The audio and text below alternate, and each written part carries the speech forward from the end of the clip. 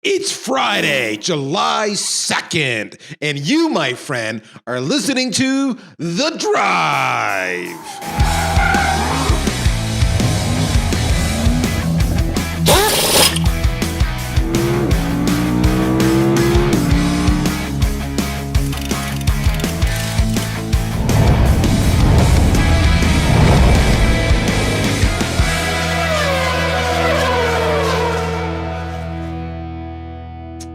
Hey there, kids. It's another week. We're here. It's The Drive. But what are you looking at? You're looking at just me. I'm by myself. Where's Catherine or Sean or Ollie? Oh, my goodness. Where they've all gone? Well, I'm going to tell you this. It's that time of year. See, if you don't know, July 1st is Canada Day. And, of course, I'm in Canada. It's our national holiday. So everybody's off on July 1st. But today's July 2nd. So, of course, what do many of the Canadians do? They take July 2nd off as well. So that way you get an extended long weekend. But on the flip side, on the US, of course, you have July 4th, which is, the 4th of July, which is the same thing as Canada Day, but American. So a lot of the Americans will take July 2nd off to make it a long weekend. So it's just really an awkward time. So really what's going on here is that we've decided to make our life nice and easy for you. So this is what we're going to do. All right. Are you ready? We're going to do kind of a best of hybrid live and whatnot today to make it really simple. But it's going to be great and you're going to love it. So here we go. This is the plan. I don't have Catherine. I don't have Ollie. I don't have Sean. It's just you and I'm going to share something with you that I'm quite proud of. So I'm going to play back the opening keynote that I gave at the Outbound conference. And it is called 20 Things We Learned in 2020. Now, how this worked, what's the backstory on this? I'm glad you want to know because this is all topical. Is Jeb Blunt came to me, several weeks before the show began and said, Darryl, we want you to open things up. We want you to do it because we think you've got the right energy and emotion and energy to really make this thing just go boom. No pressure at all, right? And so that's what I did. But I didn't know what 20 things to talk about. I give you my point of view. So I actually went to Clubhouse where we had an actual sales gathering. I'm on every Saturday almost, it seems. And I totally crowdsourced the 20 things. So in fact, what you're going to hear today is exactly what you told me were the 20 things, which is really, really cool. The next thing, though, is that within my session, I actually share some video from a number of the high-profile speakers at the event where they shared what they personally learned or took from 2020. And it's kind of interesting to see the differences and how they were impacted.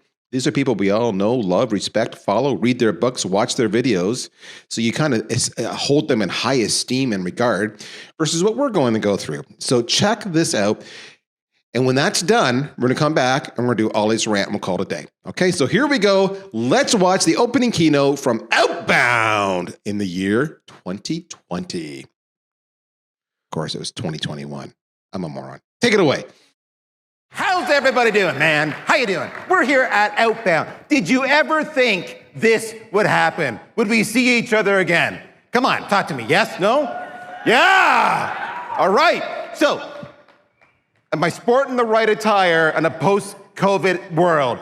Business up above, party down below. That's what I'm told we do. I'm ready for Zoom. Everybody, how many people have worn this outfit on a Zoom call? Put your hands up. I want to see it. Damn straight. That's awesome. All right. For those of you who don't know me, ignore the obnoxious video. I'm Darryl Praill. I'm the Chief Revenue Officer at VanillaSoft. We are so delighted to bring you this event as the title sponsor. Thank you for coming here. With that said, let's have some fun.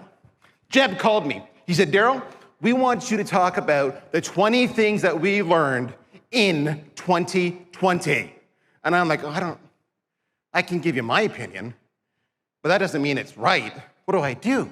And I did a classic 2020 thing. And what that is I actually went to Clubhouse. And I spent an hour in a live Clubhouse talking to 100 people just like you. And I said, I want to hear from you. What did you learn in 2020? What did you take away? How did it impact your life? And we killed it. I had more than 20 things. So you're gonna hear today from me what you learned in 2020. But before we do that, let's hear from today's speakers. It's gonna be an amazing, have you seen the lineup of speakers? They're crazy. We went to them and we said, what did you learn in 2020? And they said the following. Roll that video, my friend.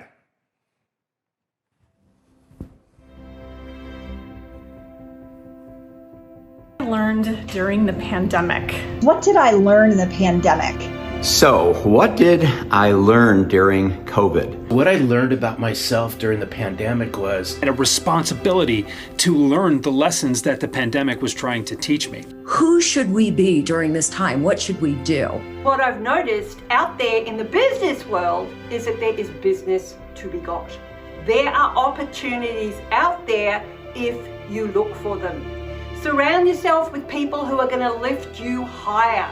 I learned that if I doubled down on myself, I learned that if I got reacquainted with myself, I learned if I reinvented myself a little bit and my messaging, that it allowed me to reconnect in different ways, in more intimate ways within the sales profession. I freaked out. I got to tell you, a year's worth of revenue canceled overnight. The COVID-19 pandemic taught me that I can reinvent myself. Necessity is the mother of invention. The question isn't, how do we replace our revenue? The question should be, how do we help our customers? Be a resource. Get off that transaction treadmill. Focus on the client, be a resource. Number two, communicate. You will build loyalty, you will retain clients, and yeah, you will build a community. My biggest fear coming out of the pandemic was that I was going to leave it the same way I entered it. And I saw this as a tremendous opportunity, and then I had a responsibility to learn the lessons that the pandemic was trying to teach me. Selling itself is exactly the same. You provide solutions for people who need them. One door closes, you got to start looking for other doors. Adaptability. And while I thought I was always pretty adaptable to change, the last year has definitely put that to the test. What I learned during the pandemic is that most companies and salespeople were now being forced to do what the smartest ones had always been doing, and that is using the phone as one of the most important parts of their sales and prospecting process. So just place the call. As we stepped back and we saw what our community was struggling with, we realized that we had to pivot. While we were already a fully remote company and our services didn't shift, our clients and prospects were in turmoil. To turn uncertainty to competitive advantage. The advantages of virtual mean that this will not go away. We'll be blending some face-to-face with virtual. I'm 100% sure of it. We are creative people. It's one of the most creative jobs in business, and a little thing like a pandemic is not going to stop us from being creative. In 2020, I learned that I could write an entire book in 60 days and then write another one. When I saw that video, Jeb showed it to me yesterday, and I was like, damn, it spoke to me. I don't know about you guys, but I don't know, it made me feel like I wasn't a moron. Because when Jerry said, I freaked out, that was me. Were you guys in the same situation I was in, where everything shuts down and you just kind of huddle together with your peers and your colleagues, and you said, what do we do now? What does this mean for us? My pipeline just disappeared. It was crazy. And then when I saw these guys, these legends, these guys I follow online, watch their content, YouTube, LinkedIn, webinars, podcasts, everything. I love these guys. I revere these people. I go to these people for constant reminder on what I should be doing. And they hit me with their earnestness and their integrity and how real they were. And that's what Outbound's all about. I've had the good luxury of talking to so many of you already. And what's so cool about this show versus any other show is that it's just real. We're all in the same boat together. So let's go through what you guys told me. The first thing I'll tell you is that I used to be much slimmer. I got the COVID-19 right here. Isn't that sad? And by the way, I got the COVID beard. How many people here, okay guys, how many people here grew the facial hair? Yeah, you know it, I love it. So my wife hates beards, and she made me keep it. So I don't know what that means. I was ugly before, who goes? All right, this is what we learned. My dog is now on a hell of a lot more Zoom calls, and he's way more popular than I am. How many people here have pets who have made an appearance on a Zoom call? Yes. That would have been stupid before. You'd be like, get the hell out of the room. What are you doing? Get off the call. But now it's normal. Isn't that just crazy? Next one, I love this point. The power of community and connection. Look at us here. What did you do? What group did you join? Did you go to Modern Sales Pros? Did you go to Thursday Night Sales? Did you go to Rev Genius? Did you go to Revenue Collective? Did you get yourself in a pod? Did you get on a little mastermind class with a bunch of your colleagues? Did you sit around and say, dudes, I need to know if I'm normal, if the apprehension I'm feeling is legit. What do you do here? The community came together like never before. My gosh, I'm in more Slack workspaces that I can shake a stick at, and it's awesome. Out of scary COVID stuff came an incredible community. Next, my wife has said to me, and I heard this over and over again from everybody on that 1 hour Clubhouse, my family now understands what I do. They knew I was busy. They knew I was stressed, but they saw it firsthand. They saw it. They're like, wow, I had no idea. There's respect there. There's concern there. My wife says to me, I don't know how you deal with all the conflict. I'm like, what conflict? That's just another day. That's what it's all about. The families are crazy. This one. Talk about grace. I heard this over and over again, grace. We finally realize that we need to be flexible with our prospects and our colleagues because we want them to be flexible with us. How many of you went through some uncertain times in 2020? Don't be afraid, put your hand up. I went through uncertain times. What does this mean to me? It was our friends and our colleagues and our families. And when they catered to us, we gave them grace and we became a little bit closer, a little more communal. Next up, I love this one. Meetings will always start 10 minutes late. Yes? You've seen it? All right. You're on mute. You can't see you. Leave and come back. I laugh because I used to get all these emails, and some of you sent them.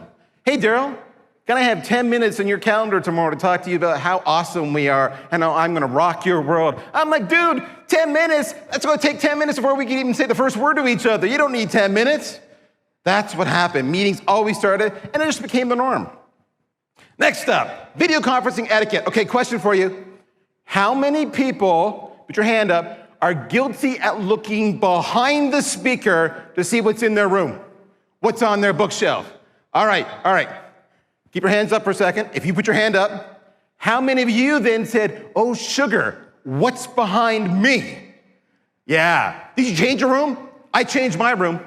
I actually got lights and everything because I recognized that I wanted to look like I was selling $1 million solution. I needed to be credible. It's so funny. We would actually talk about the books that were on their bookshelf on a regular basis.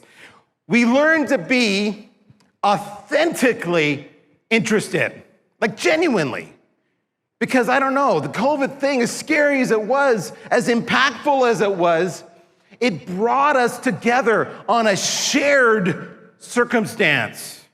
Whether we're pro-COVID, anti-COVID, it's a hoax, it's not a hoax, we were all in this boat together.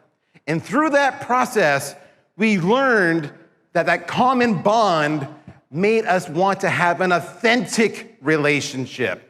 We wanted to know you, the individual.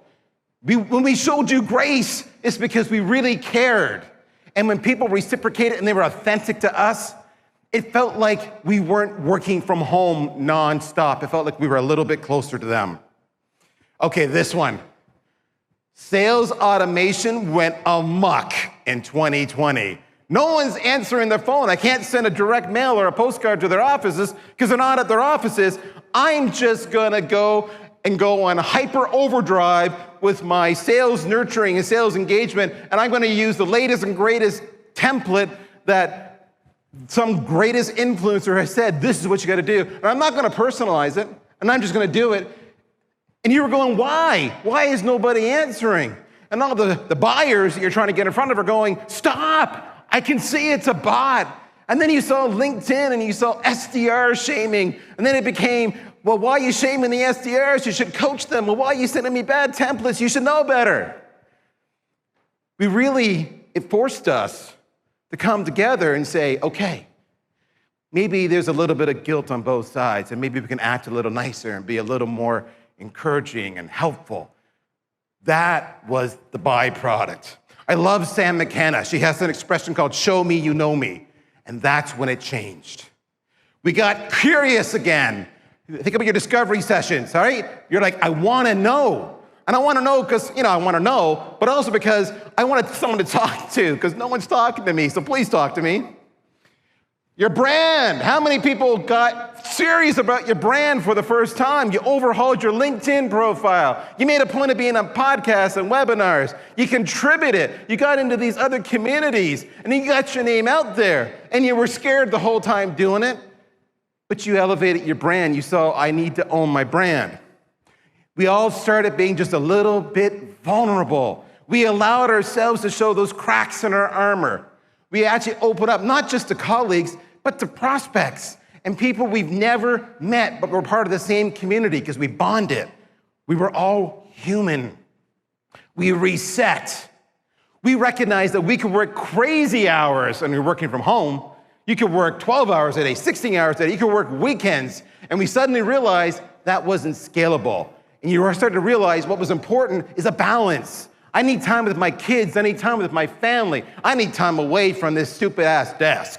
That's what I need. And that we understood the importance of that. We saw some serious generational differences. Gen X, Gen Y, Gen Z, we all handled it just a little bit differently. And it's one thing when you're face to face and you can see the body language and you can talk to each other, but when you're just stuck behind a video screen, you're like, dude, why can't you just follow my orders? And dude, you don't love me. Can you affirm me? And you're like, I don't affirm my wife. Why would I affirm you? So you have these conversations, right? The generational and we brought it up yesterday in a VIP masterclass that Anthony and Victor and Mark were moderating. And I brought it up. And there was like this consensus across generational differences. Okay, did you miss your commute? We all hated our commute. And now the commute's gone. And so when I started, I was like, no commute. Walk down my hall. I'm there. This is good. I can sleep in, have a little extra coffee. And then, you know what? I missed my commute. Because on my commute, I would ramp up, and on my commute home, I ramp down. The commute had a whole new impact on us. We learned to be agile and pivot. I think pivot is the definition of 2020 and COVID. What did you do when COVID hit? We pivoted. We learned to focus on certain industries and not on others. We had to be agile. But this is true.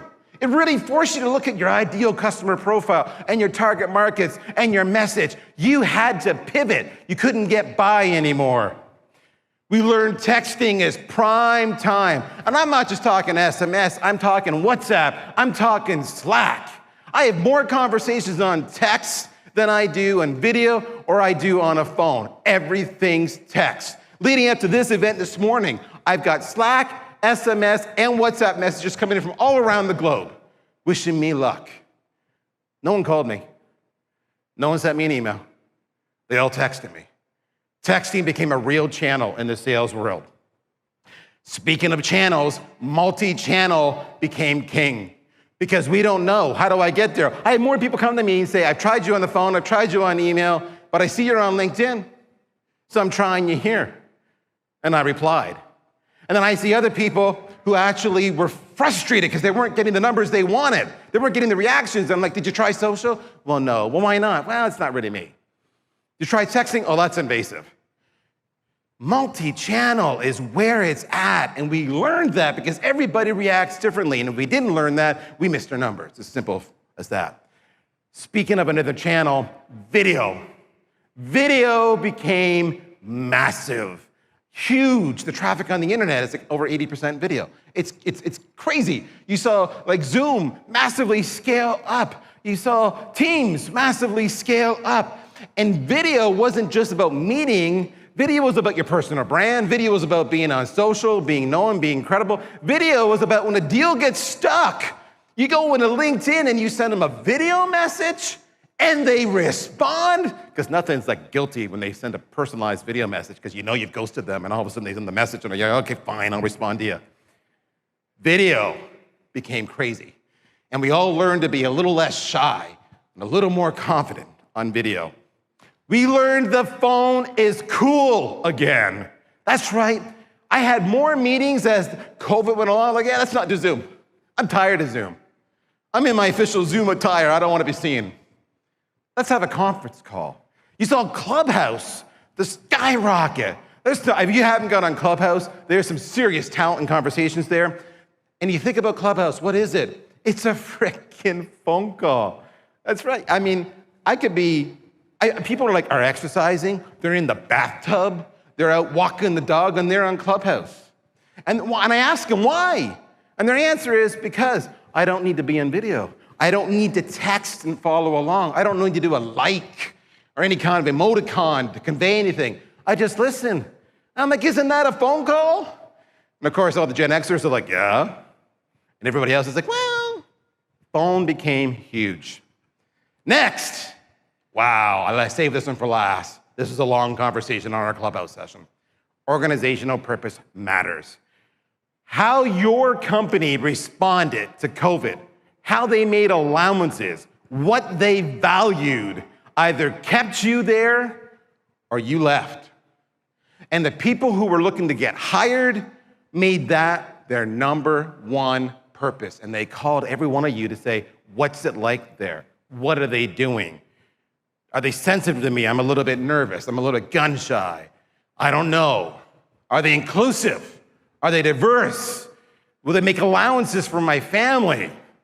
Organizational culture was finally put on the market as something that was critical to retain employees and to attract employees. And I heard this over and over again.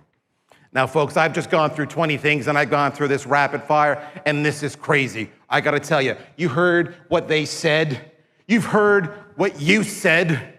And if I don't, but anybody here ever watch a little show called Saturday Night Live? I'm just kind of curious.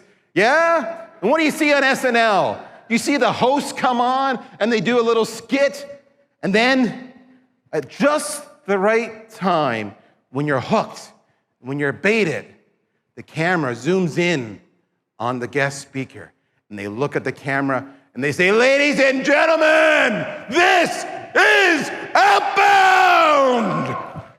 Okay, so there you go. That was the opening keynote. What'd you think? Wasn't that cool? Full disclosure, I was incredibly nervous. I'm not normally nervous. I've shared this with a few other people. Crowds don't bother me.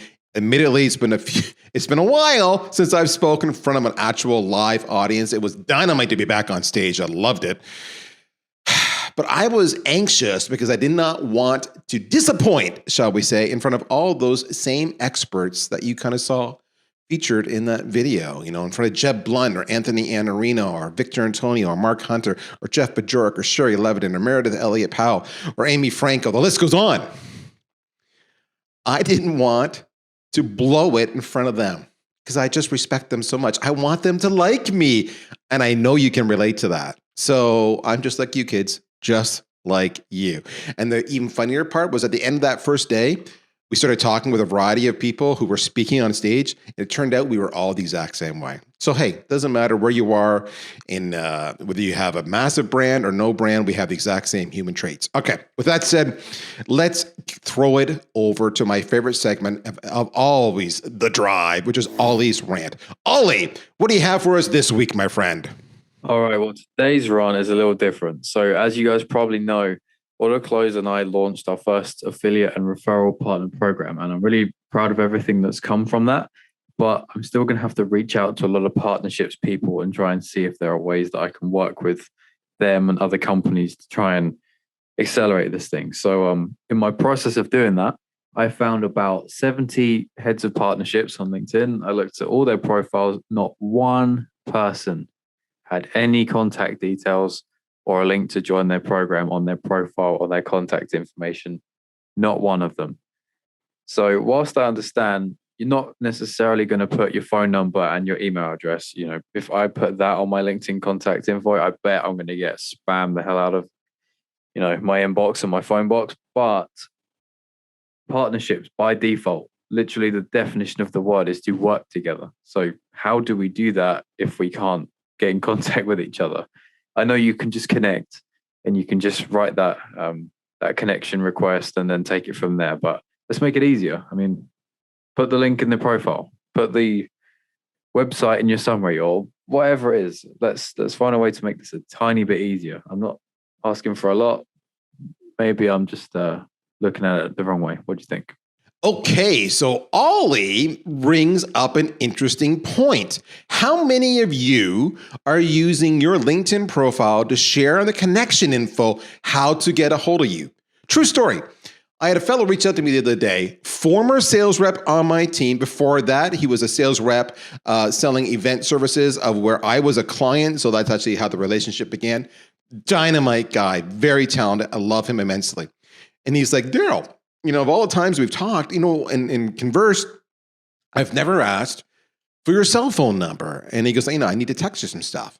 And I'm like, oh, you mean the cell phone number that's literally on my public profile? You never asked for that? And he writes back, yeah, that's the one. See, that's the funny part. Two things. If you're looking to be open to recruitment or partnerships or contact from other people to get you involved, maybe in their events, speaking, etc., you need to make yourself available and easy to contact. Otherwise, it's just friction and they avoid you. That's that first part. The second part is if you're in sales, you need to check that because they might have their cell phone there, which is open season to text them. It's public information. They posted it there. They may also have personal websites. I have my DarrylPraill.com linked on my connection information. I have my Twitter linked there. So if you want to follow somebody, you know, that's what you should be doing as sales reps. So Ollie, I'm with you on this one. So with that, that's the end. We're out of time. We hope you enjoyed today's kind of unique situation because we fall on July 2nd. Sandwich between multiple holidays and long weekends. We hope you enjoyed this session. I had fun sharing it with you. I really enjoyed it. Thank you for giving me all that content. But in the meantime, that wraps it up. That's another edition of The Drive.